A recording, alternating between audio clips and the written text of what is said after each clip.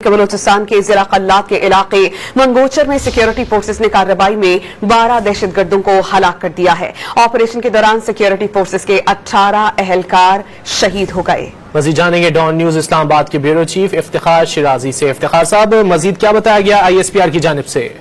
جی بالکل، I S P R کی جانب سے جاری ہونے والے اسٹیٹمنٹ کے مطابق کوئی 31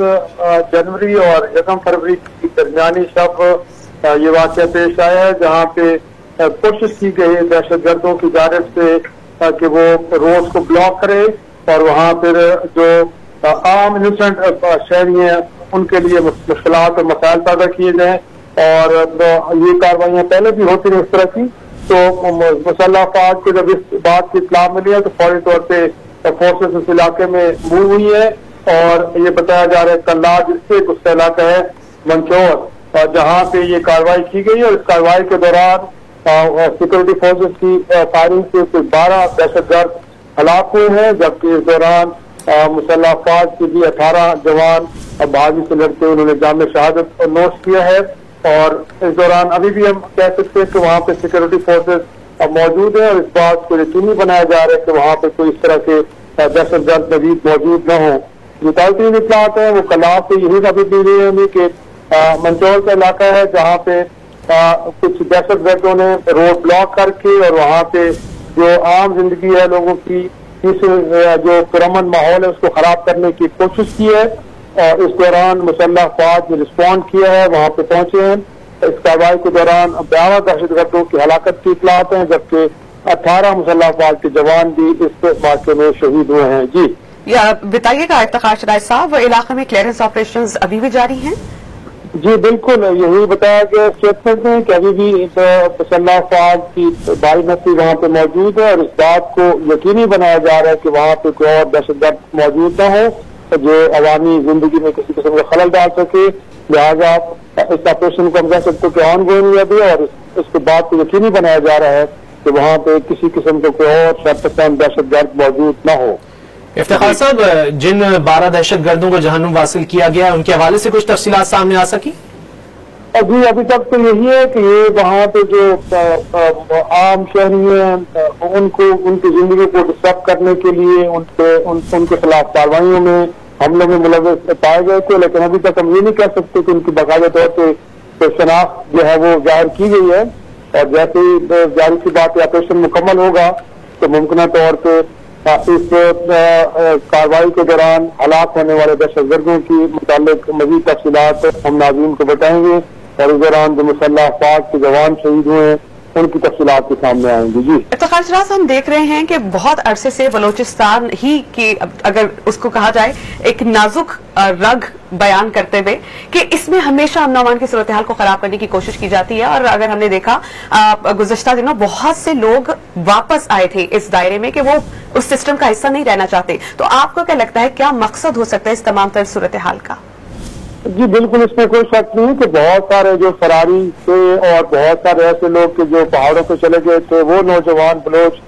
جن کو ورگلایا گیا تھا، بہکایا گیا تھا، ان میں سے بڑی تعداد واپس کی آئی ہے۔ ان کے کئی لیڈران بھی واپس آ کے انہوں نے ہتھیار ڈالے ہیں اور پرامن طور پہ بلوچستان میں رہ رہے ہیں، لیکن آپ کو معلوم ہے کہ بلوچستان کی سرحد بھی افغانستان کے ساتھ لگتی ہے، اور بہت سارے ایسے گروپس ہیں وہاں پہ جو افغانستان سے آپریٹ کر رہے ہیں، اور لہٰذا کیونکہ ڈیفیکلٹ ٹرین ہے، یہ سرحد بڑی مشکل سرحد ہے، پہاڑی ہے، یہاں پہ مکمل طور پہ اس کو سیکیور کرنا، گرچہ باڑھ بھی لگ چکی ہے لیکن پھر بھی کہیں نہ کہیں سے انفلٹریشن ہوتی ہے، جس کے نتیجے میں پھر اس طرح کے واقعات جنم لیتے ہیں۔ لیکن بہرحال اس حوالے سے مسلح افواج مکمل طور پہ الرٹ ہیں، اور جہاں بھی اس طرح کی شرپسند اور دہشت گرد عناصر کی موجودگی کی اطلاع ملتی ہے تو اس کے اوپر فوری کارروائی بھی ہوتی ہے۔ تو ہم نے دیکھا ہے کہ بلوچستان کے کئی علاقوں کے اندر گزشتہ چند ماہ کے دوران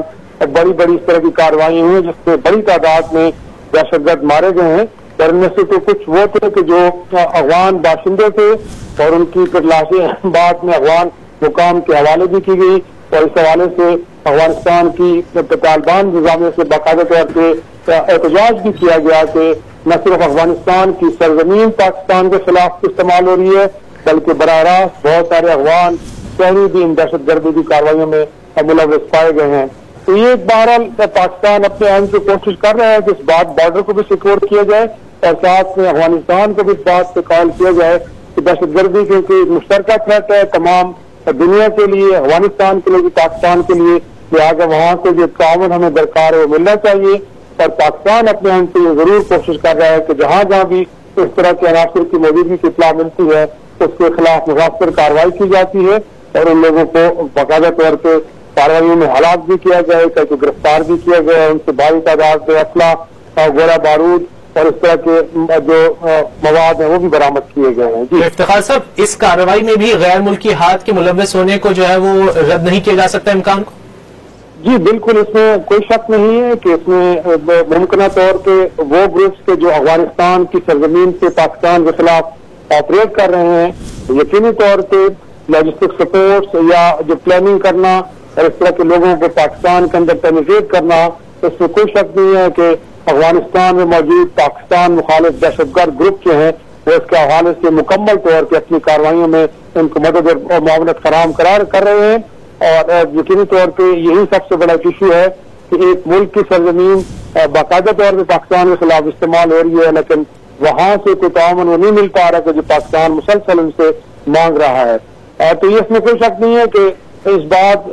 کے کبھی امکانات ہیں کہ جو یہ کارروائی ہوئی ہے یا جو لوگ اندر ہیں افغانستان سے، یہ یقینی طور پہ انہیں گروپ سے تعلق رکھنے والے لوگ ہیں۔ اچھا افتخار صاحب، ہم نے دیکھا ہے کہ پاکستان کی جانب سے ہمیشہ جو ہے وہ بارڈر کو سیکیور کرنے کی بات کی جاتی ہے، خاص طور پر افغانستان کے ساتھ فینس بھی لگائی گئی تھی، وہاں پر افغانستان کی جانب سے کوئی اقدامات اٹھائے گئے تھے یا وہاں پر ویسے ہی ابھی بھی صورتحال؟ دیکھیں، افغانستان کی جو طالبان انتظامیہ وہ تو بریک فاسٹ سے یہی ایک ایکسکیوز دے رہی ہے کہ